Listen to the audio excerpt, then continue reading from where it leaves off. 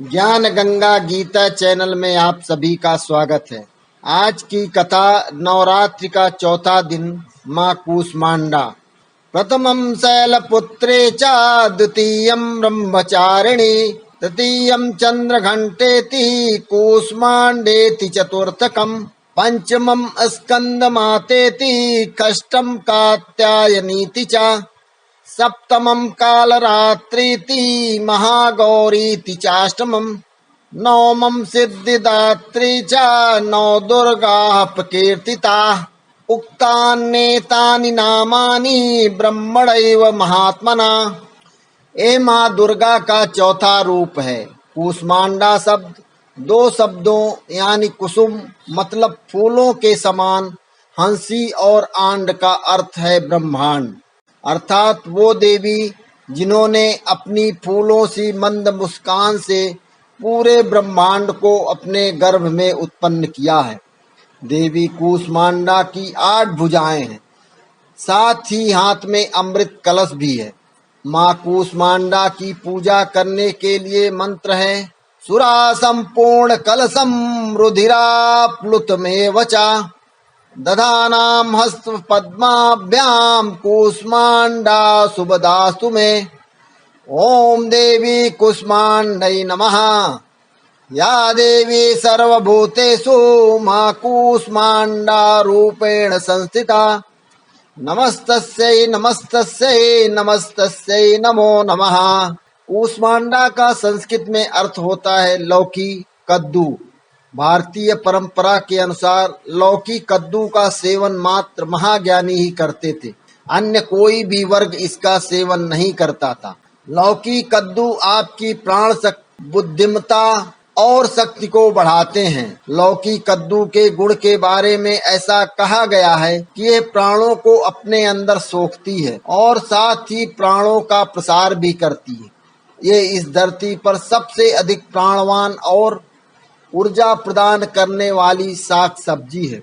जिस प्रकार अश्वत्थ का वृक्ष 24 घंटे ऑक्सीजन देता है, उसी प्रकार लौकी कद्दू ऊर्जा को ग्रहण या अवशोषित कर उसका प्रसार करते हैं।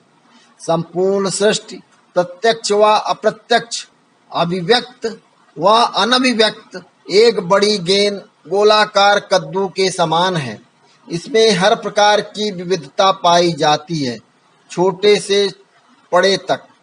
कू का अर्थ है छोटा, शा का अर्थ है ऊर्जा और अंडा का अर्थ है ब्रह्मांडीय गोला।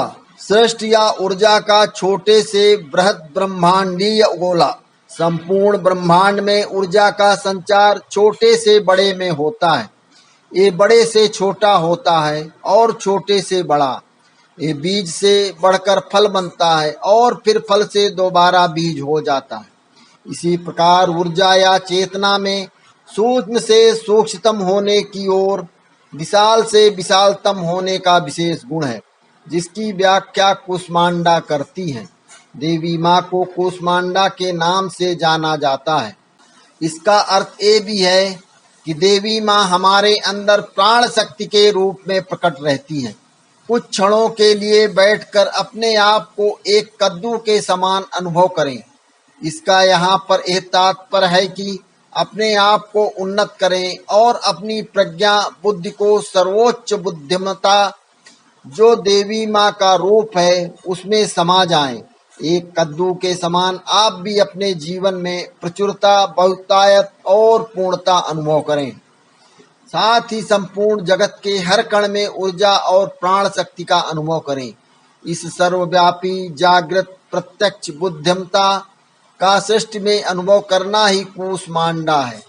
इस दिन साधक का मन अदाहत चक्र में अवस्थित होता है। अपनी मंद हल्की हंसी के द्वारा अंड यानी ब्रह्मांड को उत्पन्न करने के कारण इस देवी को कूष्मांडा नाम से अभिहित किया गया है। जब सृष्टि नहीं थी, चारों तरफ अंधकार ही अंधकार था, तब इसी देवी ने अपने ईसत हास्य से ब्रह्मांड की रचना की थी। इसीलिए इसे सृष्टि की आदि स्वरूपा या आदि शक्ति कहा गया है। इस देवी की 8 भुजाएं हैं, इसलिए अष्टभुजा कहलाई। इनके 7 हाथों में क्रमशः कमंडल, धनुष, बाण, कमल पुष्प, अमृतपूर्ण कलश, चक्र तथा गदा हैं। 8वें हाथ में सभी सिद्धियों और निधियों को देने वाली जपमाला है। इस देवी का वास सूर्यमंडल के भीतर लोक में है। सूर्य लोक में रहने की शक्ति क्षमता केवल इन्हीं में है। इसीलिए इनके शरीर की कांति और प्रभा सूर्य की भांति ही दैदीप्यमान है। इनके ही तेज से 10 दिशाएं आलोकित हैं। ब्रह्मांड की सभी वस्तुओं और प्राणियों में इन्हीं का तेज व्याप्त है। अचंचल और पवित्र मन से नवरात्रि के चौथे दिन इस देवी की पूजा आराधना करनी चाहिए। इससे भक्तों के रोगों और शोकों का नाश होता है तथा उसे आयु, यश, बल और आरोग्य प्राप्त होता है। यह देवी अत्यल्प सेवा और भक्ति से ही प्रसन्न होकर आशीर्वाद देती हैं। सच्चे मन से पूजा करने वाले को सुगमता से परम पद प्राप्त होता है। विधि विधान से पूजा करने पर भक्त को कम समय में ही कृपा का सूक्ष्म भाव अनुभव होने लगता है। यह देवी आधियों व्याधियों से मुक्त करती है और उसे सुख, समृद्धि और उन्नति प्रदान करती है।